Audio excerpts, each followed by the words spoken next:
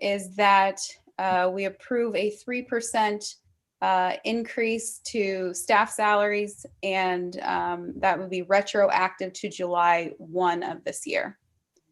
So if I could have a second for that motion. Second. Okay, Polly second. Roll call vote, please. Melanie Beam, Aye. Heather Campbell, Aye. Jennifer Demuth, Aye. Ryan Dunn, Aye. Kelly Engelhardt, Aye. Brian Kress, Aye. Mark Murphy, Aye. Marianne Audie, Aye. Holly Peyton Miller, Aye. Paul Rossi, Aye. Maureen Stoneman. Aye. Motion carried. Thank you. I believe that that is all for the Tri-P committee. Okay, thank you, Maureen. Great job committee, moving it all through, really in a short period of time, from when all this was initially discussed. So thank you for that. I would put the challenge out there for Danielle and the committee to put together a policy of what we just did for the executive director review. So we appropriately have the documentation of how how we underwent this, so that we have record for an unfortunate need maybe in the future that we would have a resignation or a change. So, or so that we know the review process in 3 years. So again, thank you, everybody, for that. Next would be the director's report, item number 5, and Natalie. I'm just going to make this very brief because I know we're hitting an hour. We still do have some committee vacancies included in your packet on pages 28, 30 to 31 are the vacancies, as well as a summary of what those committees do. Please don't hesitate to email me or Jeff if you have any further questions about the committees or your involvement. We'd love to get those vacancies filled up quickly. One correction I would like, whoever is in charge of the typing of this, under personal policy and procedures, it still has Julie listed as board chair. If you could change that down there, the last name under says Julie board chair. She's actually listed twice. Yeah, she would be, it would say Jeff Neidig board chair. Oh, I'm sorry. I apologize. You're right. I didn't notice that she was already up there. She is on the Tri-P committee now as a board member, and then just like on the other ones where they put my name under it, it would say Jeff Neidig board. But thank you. I didn't notice she was on there already, but yeah. So you can see the 3 vacancies there, PR, which, wow, their job's not done. They did a great job on Levy, but if you have any interest in moving them forward, and again, keep that committee alive and the great discussions they're having, it'd be nice to have some input from them on some of these initiatives we're getting from this grant money on some of the stigma reduction and things. And then mental health and addiction services got that vacancy there that Mike has marked. And then Tri-P actually has one. Talking about policies, it's a great way to learn about what the ADAMHS board is all about, and have some impact on new policies and revisions to existing, and as well as personnel discussions on that. So if you have a desire to learn, be challenged, and to participate in those, I don't think we have a limit of how many committees you can be on, but the Tri-P does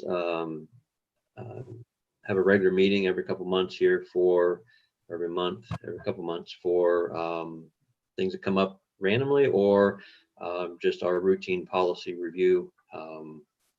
And then the mental health and addiction one, the looking at the contracts, and then of course PR is public relations. So consider those. Let Natalie or I know, unless you're really bold, want to say I want this one, and tell us right now.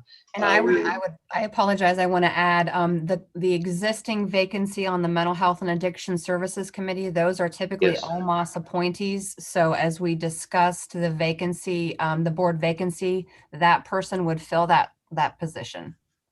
Yeah, Yes, yeah, I'm sorry, that one is appointed, and we will have that discussion under item 7. Sorry about that.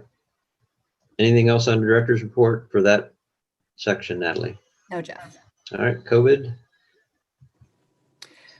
Veronica, do you want to speak a little bit about the program, COVID program impact? Sure. So I got updates from each of the agencies. Community mental health care, they actually have a building project where they're adding a pharmacy, office space, and conference room, and they're continuing to offer the testing. They're also going to be offering flu shots, and they're going to have a mobile unit soon. They've also hired an individual for adolescent and psychiatric services. So that's exciting. Ohio Guidestone is still offering virtual sessions as well as in-person sessions. They have a hybrid staff. We've also added a crisis peer response worker. This is Kathy Bazar. And then their bilingual worker is also going to do some targeted outreach through the FEMA grant to the Hispanic population. The prevention from Ohio Guidestone, the youth to youth are, normally they would have a much more targeted mission, but they're actually focusing on the Sandy Hook Promise program, Say Something, and it's focusing on connections and safe environments. And then Jody and her staff got trained to be trainers for the Catch My Breath vaping program. So they're going to be offering that through the schools.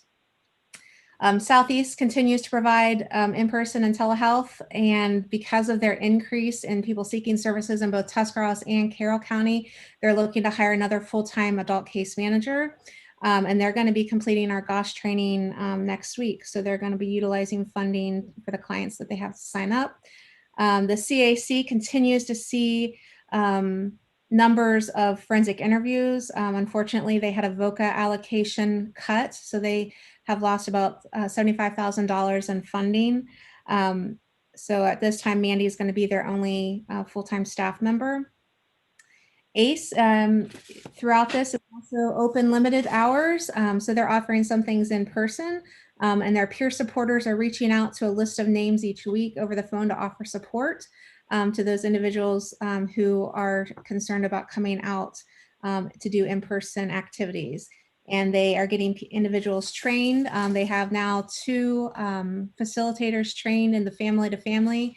So they are, the NAMI organization is going to be offering more trainings for peers and the family members of the individuals being served at ACE. So that was really fast, but I will give this right up to Danielle, and she can add that to the minutes. Thank you. Just curiosity question. Did you say pharmacist or pharmacy at CMH? I was told at a meeting that it's going to be, they're adding a pharmacy, office space, and a conference room at their family health center at CMH. That's what I thought. Okay. Mm-hmm.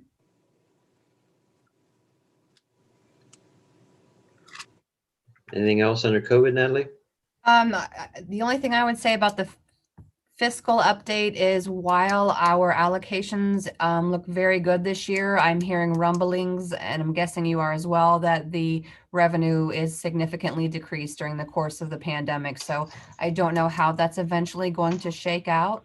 We're going to keep on the path that we're on and keep waiting for guidance from the Office of Budget Management and the governor.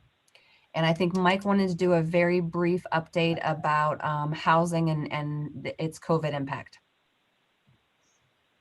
Yeah, hopefully the garbage truck backing up won't interrupt us here. HUD back in the early parts of the pandemic had given recipients of these grants some opportunities to reduce regulations a little bit in order to help facilitate getting people into units quicker. They have offered to continue those regulation reductions through the end of the calendar year. And those really impact us only because one of the reductions is not making a mandatory inspection before a person can move in. Sometimes those inspections take a while, but they allow us to just basically do a brief look through of the apartment. The landlord signs a document saying there are no life-threatening conditions in the apartment, and the people can move in. The second thing they're allowing us to do is not require that an individual has to receive a certified disability statement from a counselor. The shelter staff can actually do a visual assessment and decide if they believe that person would in all likelihood be considered disabled. That has been a huge benefit because especially with a lot of telehealth services, it's difficult to get folks in to see a doctor. So we can get folks moving in and out more quickly that way. The only other thing I wanted to mention though, because it came up in budget, is this slew of electric reconnects and electric assistance. What I'm finding is that because of whatever is generally thought out there, people seem to believe that they don't pay their utilities, they're going to be okay because we're in a pandemic and it's not going to get shut off. So we're getting a lot of clients that are just foregoing their electric bills because they don't believe they can get shut off. And then they get a disconnect notice and they think, oh, well, that's not really going to happen because it's a pandemic. They can't shut my electric off. And then their electric gets shut off and then all the wheels come off and it becomes a crisis. So that is really a lot of what we saw in this past month. As a matter of fact, I got 2 more since we cut off for this board meeting, 2 more requests for assistance with that.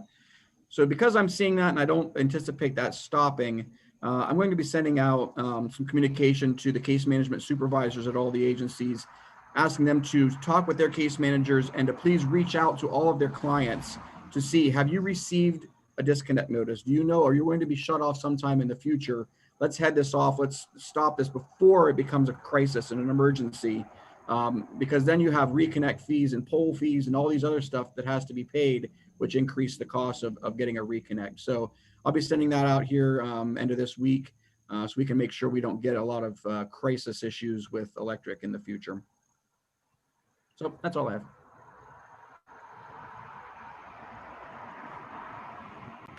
Anything else under COVID impact or updates, Natalie? No.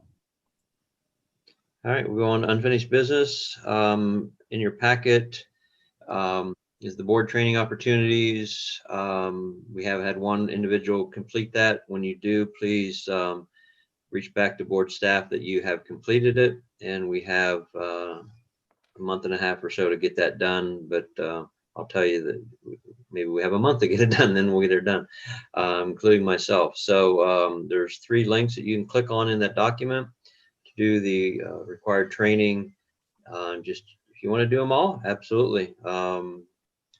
The link takes you right to the website and a video that to watch. So keep that in mind. Natalie, you want to talk about the board vacancy? Quick question. Is there a particular person on the board staff who is the central clearinghouse for keeping track of that? If you would be willing to send the certificate that you get to Danielle, I would Okay. appreciate it. Thank And you. so would she, right, Danielle? I'm sure she'd be excited. Thanks. I'm sure. I'm happy to accept your certificate. Thank you. Okay. Board member vacancy. I was able to receive the application from Erin Menard. Danielle and I just communicated, and she's going to try to get a nominating committee in the next. He's preferring Wednesday, so in an upcoming Wednesday. And so we will meet together and we'll interview Erin, and Erin can interview us, and then we will make the decision and bring it to the board. I just wanted to let you know, Erin would be filling the role of the SUD consumer. Excuse me, Natalie, did you say his last name was Minard with an M or Linard with an L? Minard with an M, and there's a chance I consistently approach. What's the word I'm looking for? No. That I'm saying it incorrectly. Veronica, am I saying it incorrectly? Minard. Erin Minard. Minard. Okay. Yep. All right, thank you. We have included one last blast about our Project Hope event. It can be live streamed. Hopefully you will be able to participate and see us wrap up our Project Hope event on Sunday. Our SOAR, the State Opioid Response Grant, the 2.0, this was the grant that we've had historically, and it was only for opiates. They have renewed it for up to 2 years, expanding it to stimulants and opiates. The RFP just came out on Monday. Again, there's $96 million available to Ohio and potentially $50 million available to ADAMHS boards. So I'm in the process of sending out the RFP to the provider agencies, courts, law enforcement, to see if there is any programming that they're interested in, knowing that it's potentially a 2-year program, because we can't necessarily sustain it, but we'll see where we land. And Jeff, that is it for unfinished business, Okay. if there's no questions. Natalie, I just had a quick question on my Project Hope item. It said on that thing that the silhouettes were moved on the 17th. I took a drive. I was driving through that downtown Dover, and there's still some there. I didn't know if that was an overlooked or. There's one in Mineral City right now too, right by the post office in Mineral City. The one's still there also. I saw this morning on the way to work. Yeah, Natalie and I have been discussing that. They did not get moved as planned, but she's on top of it and making sure that that happens with those that were going to move them in another agency.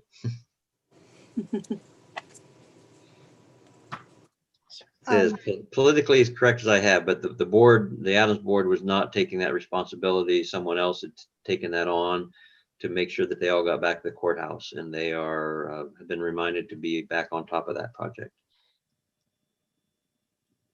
Somebody started to say something.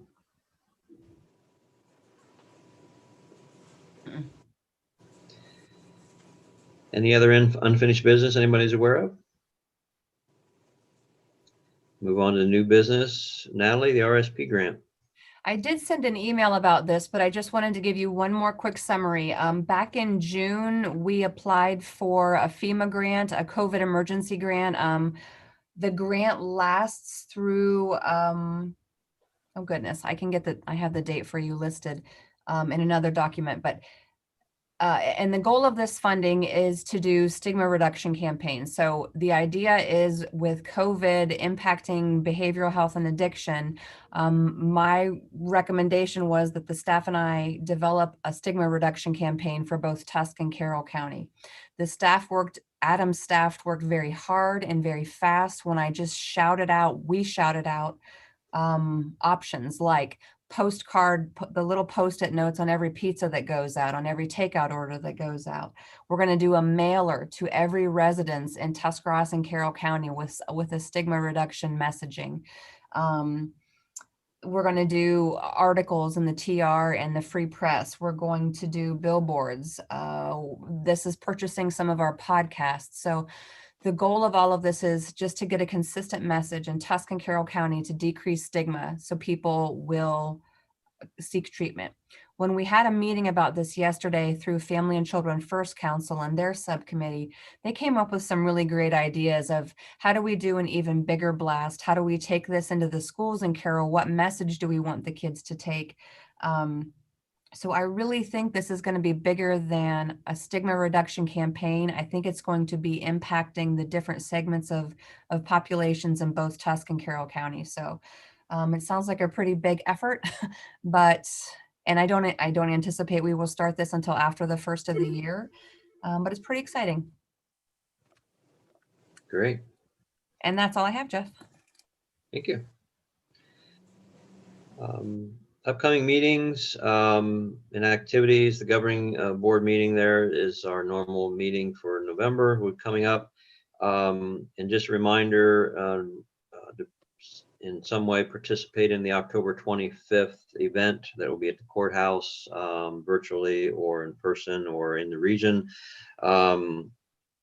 to support that project. Been a lot of work on that, and good to have everybody involved or hearing about that in some way. And then there was that was it, yeah. P was in December, but there will be another one that those members should have gotten an email about already to have that discussion. And I think that's it. So great meeting, everybody. Went not quite our hour and a half, but a lot of great discussion, a lot of hurdles taken care of. So again, if you have any desire to be in those two committee vacancies on Tri-P and PR, please let Natalie or I know. With that, Jeff, yes, ma'am. I don't know if we want to see if there's any comments or questions from our live feed. I'm sorry, you are right. Mike, is there anything from our live feed? Any guests that came on or any comments or questions? Well, let me double check. There wasn't on the first round. I stopped it and restarted it. No, there was one watching, and that's me. So no. Oh, I have something I just want to mention quickly.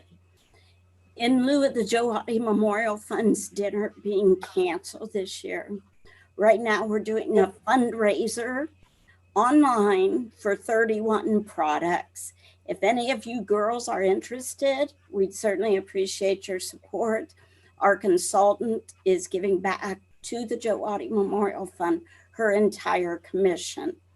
She's not even local, but she's read about us, she's heard about us, and she wants so greatly to support us. So just a little plug there for the Joe Oddie Memorial Fund.